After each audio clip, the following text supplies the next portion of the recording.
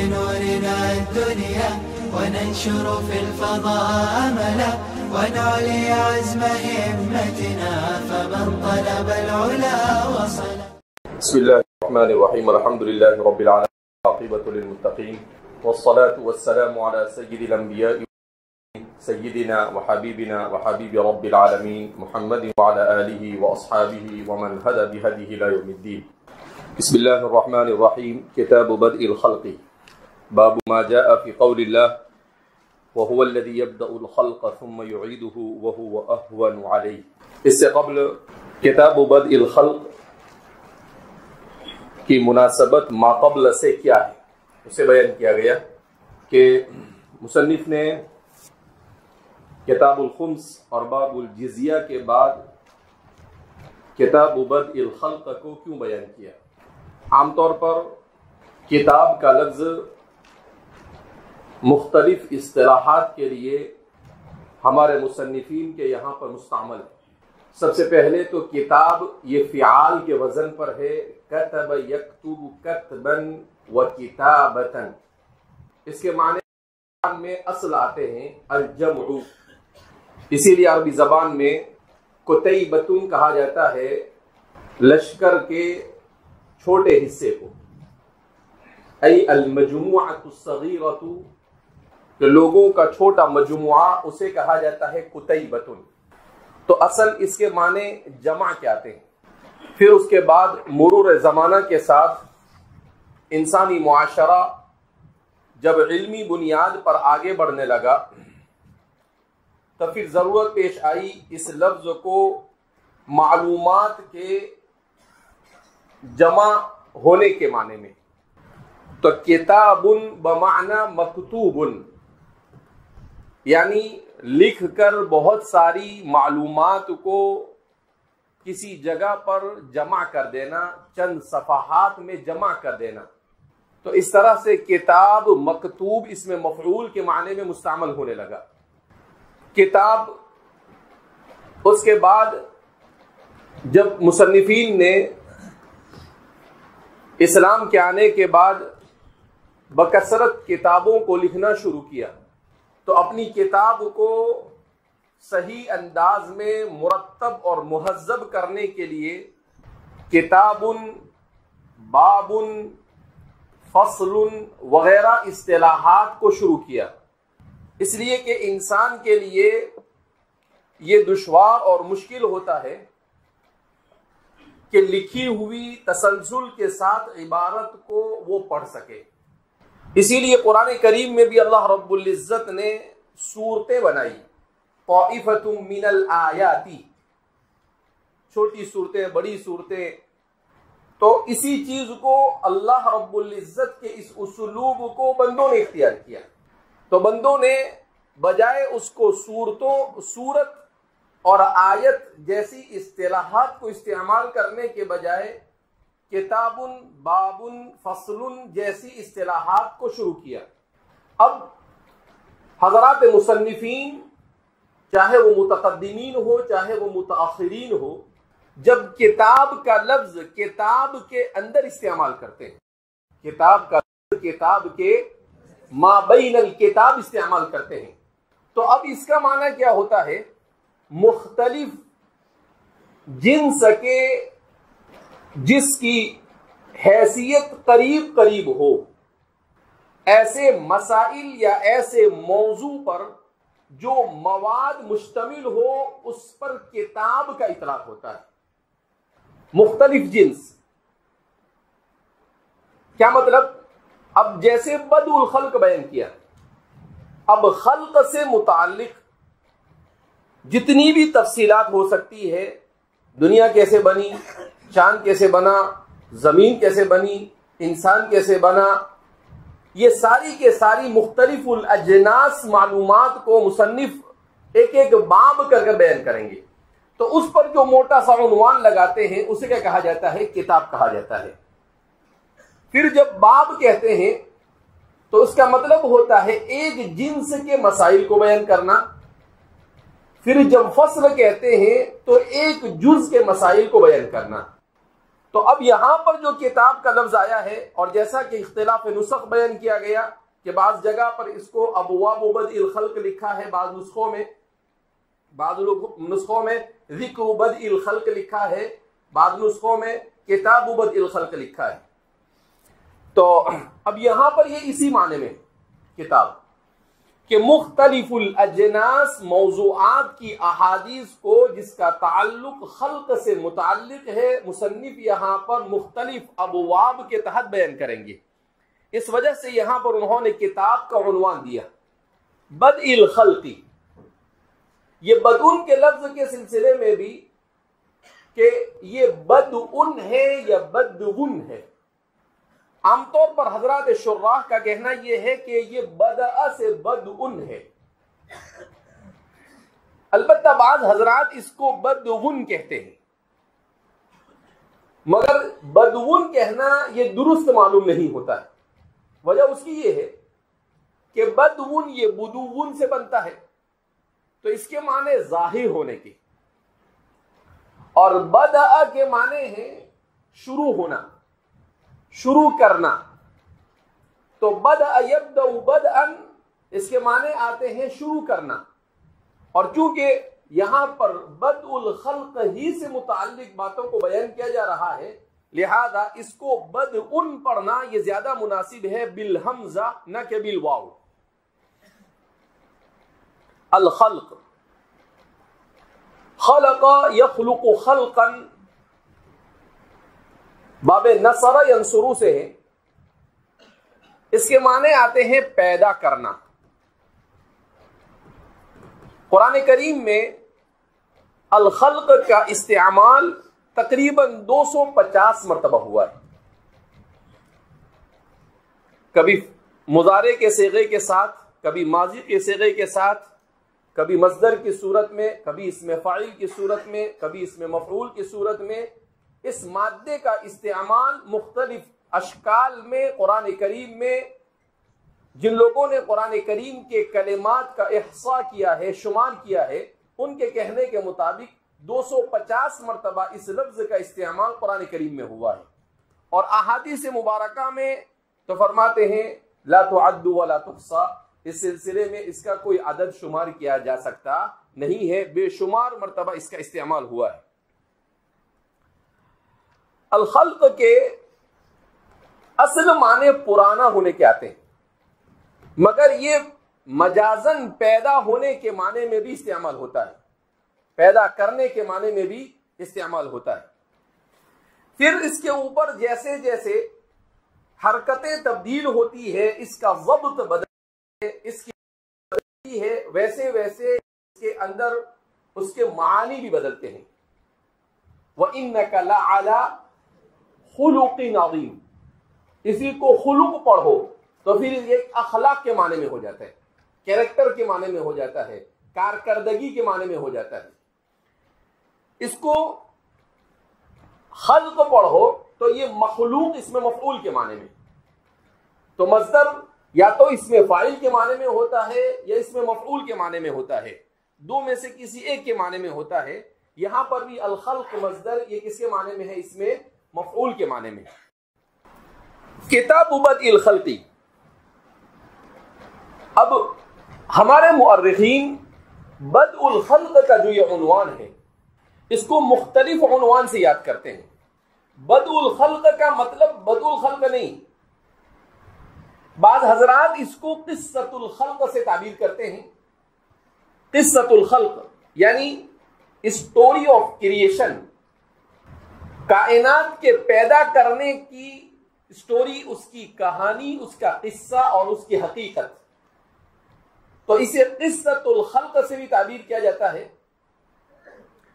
بعض حضرات نے اس کو نشأۃ الکون کے عنوان سے تعبیر کیا ہے، اور محدثین کے یہاں پر اسے بدء الخلق سے تعبیر کیا جاتا ہے، تو حضرات محدثین اس کو بدء الخلق کے عنوان سے جانتے ہیں۔ تو جہاں یہ بدء الخلق کہے، اس کا مطلب یہ ہے کہ گویا کہ تخلیق کائنات کی اسٹوری، اس کا واقعہ، اس کا قصہ وہ بیان کر رہے ہوتے ہیں، صرف آغاز خلق بیان کرنا اس سے مقصود ہوتا نہیں ہے۔ بدء الخلق سے کتنی قسم کے علماء اور کتنی قسم کے ماہرین بحث کرتے ہیں. اس سلسلے میں ایک تو اس سے بحث کرتے ہیں حضرات محدثین. کیوں؟ اس لیے کہ احادیث مبارکہ میں متعدد مواقع پر رسول اللہ صلی اللہ علیہ وسلم نے تخلیق کائنات کے سلسلے میں بہت ساری تفصیلات بیان کی. لہذا اس بنا پر حضرات محدثین اس سے بحث کرتے ہیں بدء الخلق کا عنوان دے کر. دوسرے نمبر پر اس سے بحث کرتے ہیں حضرات مفسرین، کیونکہ قرآن کریم نے تخلیق کائنات کے واقعے کو تفصیل کے ساتھ مختلف مقامات پر ذکر کیا ہے. خلق اللہ السماوات والارض وما بینہما فی 6 ایام ثم استوى علی العرش. کہیں پر اللہ رب العزت کہتے ہیں یا ایھا الناس اعبدوا ربکم الذی خلقکم. تو ایسے قرآن کریم میں بے شمار، اب ظاہر سی بات ہے کہ 250 مرتبہ جب لفظ خلق استعمال ہوا ہے، اس کے علاوہ بدیع کا لفظ وہ بھی اس کا متقارب مانا جاتا ہے، باری کا لفظ وہ بھی اس کا مترادف مانا جاتا ہے، انشاء کا لفظ وہ بھی اس کا مترادف مانا جاتا ہے. تو اور بھی بہت سارے ایسے الفاظ ہیں جس کو قرآن کریم نے بھی استعمال کیا ہے. تو جہاں جہاں پر قرآن کریم اس سے تعرض کرتا ہے، حضرات مفسرین بھی اس سے کیا کرتے ہیں؟ تعرض کرتے ہیں. اور اس سلسلے میں قرآن اور حدیث کی معلومات کو جمع کر کر کوئی اچھا مواد جمع کر کر اس کو پیش کرنے کی کوشش کرتے ہیں. تیسرے نمبر پر بدء الخلق پر بعض مؤرخین بھی قلم اٹھاتے ہیں. تاریخ لکھنے والے جو تاریخ لکھتے ہیں وہ مختلف قسم میں، مختلف انداز اور مختلف اسلوب میں تاریخ لکھتے ہیں. بعض حضرات تاریخ لکھتے ہیں تو تاریخ کا آغاز کرتے ہیں بدء الخلق سے، قصۃ الخلق کے عنوان سے. جیسے امام اسماعیل ابن کثیر، ان کی کتاب ہے البدایہ والنہایہ. تو البدایہ سے وہ بدایہ کرتے ہیں، یعنی بدایت الخلق سے تاریخ کو بیان کرتے ہیں. تو وہ بیان کرتے ہیں کہ اللہ نے کائنات کو کیسے بنایا، سب سے پہلے کس چیز کو بنایا گیا، کون سی حدیث میں اس کا ذکر ہے، اور اول ما خلق اللہ کے عنوان سے کیا اختلاف پایا جاتا ہے. کبھی رسول اللہ صلی اللہ علیہ وسلم نے عرش کے بارے میں کہا کہ اللہ نے عرش کو پہلے بنایا، کبھی قلم کے بارے میں کہا، کبھی ماں کے بارے میں کہا. تو اب ان تمام روایتوں کو کس طریقے سے ملا کر ایسا نتیجہ نکالا جائے کہ یہ ہو سکے کہ بھائی کون سا راجح ہو سکتا ہے. تو پھر وہ روایتوں کا جائزہ لیتے ہیں کہ بھئی عرش کے بارے میں روایت ہے، روایت کرنے والے کون ہیں، کس کیٹیگری کی روایت ہے، کیا اس روایت کو ترجیح دی جا سکتی ہے یا نہیں دی جا سکتی ہے، قلم والی روایت کے بارے میں کیا، لوح والی روایت کے بارے میں کیا. تو اول ما خلق اللہ کے عنوان سے جتنی بھی ہو سکتی ہے ان تمام کے تمام پر تفصیلات، اور پھر اس کے بعد تفصیل کے ساتھ کیا کرتے ہیں، وہ بیان کرتے ہیں. تو اس لیے ہمارے مؤرخین بھی اس سے تعرض کرتے ہیں. چوتھے نمبر پر حضرات متکلمین بھی اس سے بحث کرتے ہیں. علم کلام یعنی اسلام کو جنہوں نے عقلی اصول صحیحہ جو عقلی ہے اس کی روشنی میں سمجھانے کی کوشش کی ہے، وہ لوگ بھی اس سے بحث کرتے ہیں. اس لیے کہ یہ موضوع ایسا ہے کہ اس کا تعلق عقیدے سے، یہ موضوع ایسا ہے کہ اس کا تعلق کس سے ہے، عقیدے سے. کہ مسلمان ہے وہ خالق اور مالک کس کو مانتا ہے، اللہ کو مانتا ہے. مگر اگر دوسرے کسی مذہب کا ماننے والا ہے تو خالق اور مالک وہ کسی اور کو مانتا ہے. قرآن کریم نے اسی لیے تفصیل کے ساتھ اس موضوع کو بیان کیا. لہذا حضرات متکلمین بھی اس سے تعرض کرتے ہیں اور اس کی تفصیلات کو بیان کرتے ہیں، اور اس پر جتنے اعتراضات ہو سکتے ہیں ان تمام کے تمام اعتراضات کا جواب بھرپور انداز میں نصوص سے بھی دیتے ہیں اور عقلی انداز میں بھی دیتے ہیں، دلائل فطریہ سے بھی دیتے ہیں، دلائل نفسیہ سے بھی دیتے ہیں۔ 6-7 قسم کے دلائل ہے جس سے وہ لوگ اس کی بحث کرتے ہیں۔ جیسے ہمارے زمانے میں ایک ڈاکٹر، بڑے شیخ ہیں عرب کے، ان کی بڑی اچھی کتاب ہے براہین وجود اللہ، اللہ کے وجود پر دلائل کیا، تو 700-800 صفحے کی کتاب لکھی انہوں نے عربی میں، اور دلائل کے ذریعے سے لیٹسٹ دلائل، پرانے دلائل، قرآنی دلائل، ان سب کو جمع کر کر انہوں نے اس کو سمجھانے کی کیا کی ہے، کوشش کی ہے کہ اللہ کے وجود پر کیا کیا دلائل، کس قسم کے دلائل پائے جاتے ہیں۔ تو حضرات متکلمین بھی اس سے بڑی تفصیل کے ساتھ بحث کرتے ہیں۔ 5ویں نمبر پر اس موضوع سے بحث کرتے ہیں فلاسفہ۔ فلسفے کے معنی آتے ہیں محب الحکمہ، حکمت کو پسند کرنے والا، محبت کرنے والا۔ اب فلاسفہ جو ہے، جن کی تاریخ کا بالضبط آغاز مانا جاتا ہے عام طور پر حضرت عیسیٰ علیہ السلام کی بعثت سے تقریباً 500 سال پہلے، یعنی آج سے 2500 سال پہلے فلسفہ یونان یہ مشہور ہوا۔ اس کے بڑے مشہور فلاسفہ گزرے، طالیس ملتی ہے، جالینوس ہے، بقراط ہے، افلاطون ہے، ارسطا طالیس ہے، ایسے ایسے نام ہے کہ آدمی اس کو پڑھے ایک سانس میں تو ایسا لگے کہ کوئی منتر پڑھ رہا ہے۔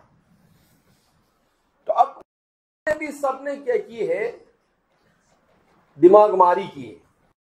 آدمی تھوڑی کرے گا یہاں، تو کیا کرے گا، ارے بھائی دماغ ماری کرے گا نا۔ اب چونکہ وہ لوگ وحی سے کٹے ہوئے، وحی کو نہیں مانتے، لہذا اس بنا پر اپنے دماغ سے سوچنے کی کوشش کرتے ہیں کہ سب سے پہلے کیا بنا، کیسے بنا، ایسے ایسے بے تک کی باتیں کرتے ہیں وہ، جو اپنے آپ کو فلسفی کہتے ہیں، عقل مند کہتے ہیں، لیکن ان کی باتیں سنو تو ایسا لگتا ہے کہ یہ بڑا عقل مند نہیں، عقل بند ہے۔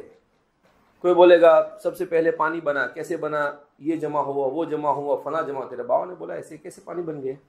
کوئی بولے گا نہیں، سب سے پہلے زیرو بنا۔ ارے بھائی زیرو کیسے بنا، زیرو بنا، پھر اس سے نقطہ بنا، پھر اس سے خط بنا، عجیب عجیب۔ لیکن اسی کو وہ سمجھتے ہیں کہ بہت حضرت کی تحقیق کا مطلب بہت بھاری۔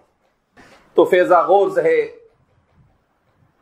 مکتبہ مشائین ہے، مکتبہ افلاطون ہے، مکتبہ نیو افلاطون ہے، الافلاطون الجدیدہ ہے۔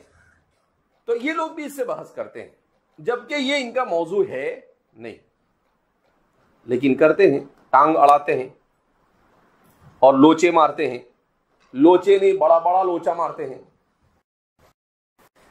اور 6 نمبر پر اس سے بحث کرتے ہیں سائنسداں، جو ان سے بڑے بیوقوف ہیں۔ تو یہ سائنسداں بھی اس سے بحث کرتے ہیں۔ ان کا بحث کا انداز ان کے اپنے نزدیک یہ تو کیا ہوتا ہے، اپ ٹو ڈیٹ ہوتا ہے، مگر ہمارے یہاں پر سوائے مضحکے کے اور کچھ بھی باقی رہتا نہیں۔ تو اس طریقے سے یہ اتنے سارے طبقات ہیں جو ہاتھ دھو کے اس موضوع کے پیچھے پڑے ہوئے، ہاتھ دھو کے اس موضوع کے پیچھے لگے ہوئے ہیں، اور ہم اس سے جان چھڑانے کی کیا کرتے ہیں، کوشش کرتے ہیں۔ اب اتنے سارے طبقات مل کر کوئی صحیح سمت میں لوگوں کو لے جانے کی کوشش کرتا ہے، کوئی غلط سمت میں لوگوں کو لے جانے کی کوشش کرتا ہے، تو ہمیں ان دونوں کو جان کر صحیح سمت کی تعین کرنے کی کیا کرنی پڑے گی، کوشش کرنی پڑے گی۔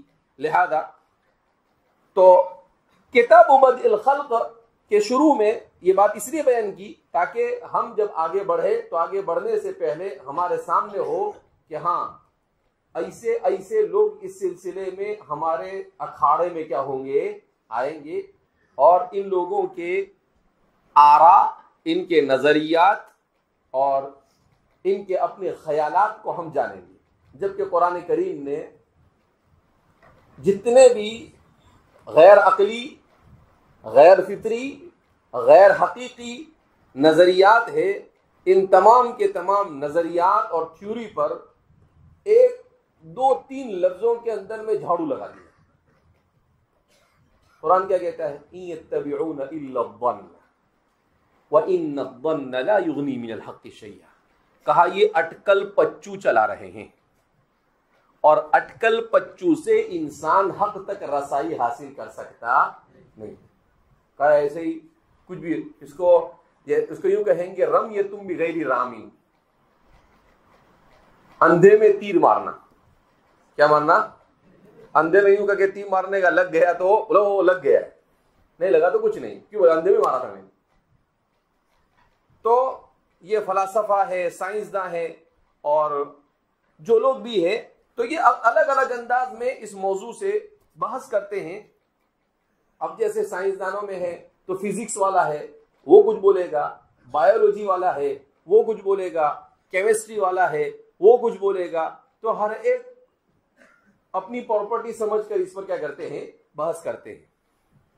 جبکہ اس موضوع کو سب سے بہتر انداز میں، واضح انداز میں، مرتب انداز میں، تفصیل کے ساتھ معقول انداز میں صرف اور صرف قرآن اور حدیث میں بیان کیا گیا. باقی کہیں پر بھی اس موضوع کو تشفی بخش انداز میں بیان کیا گیا نہیں. اگر مسلمان اس موضوع کو اچھے سے سمجھ کر اس موضوع کو لوگوں کے سامنے بیان کرے تو نہ کسی فلسفی کے پناہ گاہ میں جانے کی ضرورت، نہ کسی سائنسدان کے چکر میں پڑنے کی ضرورت، اور نہ کسی اور عقل کا مارا جو عقل کا دعویٰ کر رہا ہو اس کے آگوش میں جانے کی ضرورت. ہمارے یہاں پر کلیئر کٹ تبیانا لکل شیء، یہ اللہ کی کتاب ہے، ہر چیز کو وضاحت کے ساتھ اس نے کیا ہے؟ بیان کیا. لیبین للناس ما نزل الیہم، تاکہ آپ وضاحت کے ساتھ بیان کریں اس چیز کو جو آپ پر کیا کی گئی ہے؟ نازل کی گئی. باب ما جاء فی قول اللہ وهو الذی یبدأ الخلق ثم یعیدہ وهو اہون علیہ. امام بخاری کتاب بدء الخلق کے بعد سب سے پہلا باب قائم کرتے ہیں، باب ما جاء فی قول اللہ وهو الذی یبدأ الخلق ثم یعیدہ وهو اہون علیہ. سورۃ الروم کی آیت نمبر 27 ہے. تو اس باب میں اس بات کو بیان کر رہے ہیں کہ مصنف کا اسلوب اور طریقہ ہی ہے کہ وہ سب سے پہلے آیت کریمہ کو لاتے ہیں، اس لیے کہ انہوں نے اپنی کتاب کو شروع ہی کس عنوان سے کیا ہے؟ باب بدء الوحی. تو اب ظاہر سی بات ہے بدء الوحی سے شروع کیا ہے تو بدء الخلق میں بھی وحی ہی کو بیان کریں. بدء الوحی سے شروع کیا ہے تو بدء الخلق کیا؟ ہر عام طور پر کتاب جہاں بھی قائم کرتے ہیں وہاں پر مصنف آیت کو لاتے ہیں. اگر کوئی باب قائم کرتے ہیں وہاں بھی اگر کوئی آیت مل جاتی ہے تو اس آیت کو کیا کرتے ہیں؟ ضرور ذکر کرتے ہیں. اگر آیت نہیں ملتی ہے تو پھر وہ ڈائریکٹ حدیث کو کیا کرتے ہیں؟ بیان کرتے ہیں. تو مصنف نے بڑی شاندار آیت کا انتخاب کیا، وَهُوَ الَّذِي يَبْدَأُ الْخَلْقَ ثُمَّ يُعِيدُهُ وَهُوَ أَهْوَنُ عَلَيْهِ. آیت میں اور کتاب میں اور باب میں جو مناسبت ہے وہ بالکل واضح. بدء الخلق کہا، یہاں بھی یبدأ الخلق اللہ فرما رہے ہیں. تو فرمایا وَهُوَ الَّذِي يَبْدَأُ الْخَلْقَ، وہی وہ ذات ہے یبدأ الخلق جس نے خلق کا آغاز کیا، جس نے مخلوق کو پیدا کرنے کو شروع کیا. لفظی ترجمہ کر رہا ہوں. ثم یعید، اور پھر وہ دوبارہ انہیں زندہ کرے گا. پھر وہ دوبارہ اس کا اعادہ کرے گا کا مطلب کیا ہے؟ یعنی اس نے اس کو بنایا، عدم سے وجود بخشا، پھر دوبارہ وہ معدوم ہوگا تو اسے دوبارہ زندہ کرے گا. اسی لیے اللہ نے کہا وَهُوَ أَهْوَنُ عَلَيْهِ، اور وہ اس پر آسان ہے. تو اللہ رب العزت قرآن کریم میں جتنا مشکل موضوع ہوتا ہے موضوع کو عقلی انداز میں بھی اتنا آسان کر کر سمجھاتے ہیں. اب کریشن آف یونیورس، دنیا کو پیدا کرنا، اس مسئلے کو المسئلۃ الغامضہ کہا جاتا ہے. سائنسدانوں کے یہاں پر، جس کو ہم ہماری تفسیر کی اصطلاح میں متشابہ کہتے ہیں. تو یہ کیا کہتے ہیں کہ قصہ خلق یہ متشابہ میں سے بہت مشکل ہے. یہ کیوں مشکل ہے؟ میں سمجھ نہیں آیا. تو تیرے کو کس نے بولا تھا ماتھا ماری کرنے کی وہاں پہ؟ تو اس کو ان لوگوں نے، فلاسفہ اور سائنسداں اور جو وحی کی روشنی میں نہیں چلتے ہیں، ان لوگوں کو مسئلہ غامضہ کہا کہ یہ مشکل ترین مسئلہ. مگر ہمارے مورخین، متکلمین، مفسرین اور ہمارے ماہرین کہتے ہیں انہا مسئلۃ بدیہیۃ. یہ مسئلہ کون سا ہے؟ بدیہی ہے. اس کا سمجھنا ایک دم آسان ہے اگر سمجھنا چاہے تو ہی نہ چاہے تو بہانے. اب کسی کو نہیں سمجھنا ہو تو وہ اس کا اپنا قصور ہے، لیکن اگر صحیح معنی میں نیوٹرل ہو کر، غیر جانبدار ہو کر انسان اس مسئلے پر سوچتا ہے تو یہ مسئلہ بالکل آسان ہے. کیوں؟ الا کل شیء ما خلا اللہ باطل الا کل شیء تدل علی انہ واحد. شاعر کیا کہتا ہے؟ الا کل شیء ما خلا اللہ باطل. اللہ کے علاوہ جو بھی کچھ ہے، وَيَبْقَى وَجْهُ رَبِّكَ كُلُّ مَنْ عَلَيْهَا فَانٍ وَيَبْقَى وَجْهُ رَبِّكَ ذُو الْجَلَالِ وَالْإِكْرَامِ. اب سوال پیدا ہوتا تھا کیوں ایسا؟ کل شیء تدل علی انہ واحد. کہا کائنات کا ایک ایک ذرہ چیخ چیخ کر اور پکار پکار کر کہتا ہے کہ وہ ایک ہے. کائنات کا ذرہ ذرہ، ایک ایک چیز نہیں، چیز تو بہت بڑا ہو گیا. کائنات کا ذرہ ذرہ یہ اس بات کی گواہی دیتا ہے کہ اللہ ایک ہی ہو سکتا ہے، اس کے علاوہ اور کوئی ہو سکتا نہیں. ظاہر سی بات ہے، یہ امر بدیہی. مگر فلاسفہ اور سائنسداں اور عقل کے مارے بہت سارے گروہوں نے اس مسئلے کو مسئلہ غامضہ بنا دیا ہے. بہرحال اللہ رب العزت اس مسئلے کو کیسے چٹکیوں میں حل کرتے ہیں. کیسے حل کرتے ہیں؟ چٹکی میں. کہا کہ بھائی تو پریشان کیوں ہے؟ بولے نہیں، مجھے جاننا ہے کہ کائنات کیسے بنی. میں بہت ٹینشن میں ہوں. ابھی کیوں ٹینشن میں ہوں؟ کہا میرے کو دو بات سمجھ میں نہیں آتی. کیا نہیں سمجھ میں آتا؟ کیسے بنی وہ نہیں سمجھ میں آتا، اور واپس زندہ کیسے ہوگا وہ بھی سمجھ میں نہیں آتا. جبکہ دونوں آسان، جبکہ دونوں کیا ہے؟ آسان. تو اللہ نے دونوں مسئلے کو یہاں پر حل کر دیا. اللہ نے کہا وَهُوَ الَّذِي يَبْدَأُ الْخَلْقَ. وہی وہ ذات ہے جس نے مخلوق کے بنانے کا آغاز کیا. کہا یہ مخلوق بن رہی ہے، آٹومیٹک بنی. تیرے بابا نے بولا آٹومیٹک بنی. ایسے کیسے آٹومیٹک بنے؟ وہ امام صاحب کا قصہ مشہور ہے نا، کہ امام صاحب کا ایک دہریے سے مناظرہ. تو امام صاحب جان بوجھ کے لیٹ پہنچے. وہ دہریہ بولتا ہے کیوں آپ لیٹ ہوئے؟ تو بولے اصل میں ندی کے کنارے پر تھا، مجھے ندی پار کر کر یہاں تک پہنچنا تھا، لیکن وہاں کشتی نہیں. پھر میں بہت دیر تک کھڑا رہا. پھر اچانک ایسا ہوا کہ بازو میں ایک درخت تھا، وہ درخت خود بخود گر گیا. اس میں سے خود بخود لکڑیاں بنی اور خود بخود کشتی بنی، اور پھر میں خود بخود بیٹھ گیا، اور پھر وہ خود بخود میرے کو لے کر دوسرے کنارے پر خود بخود آ گیا. یہ خود بخود کیا ہے؟ وہ کیا بولتا ہے؟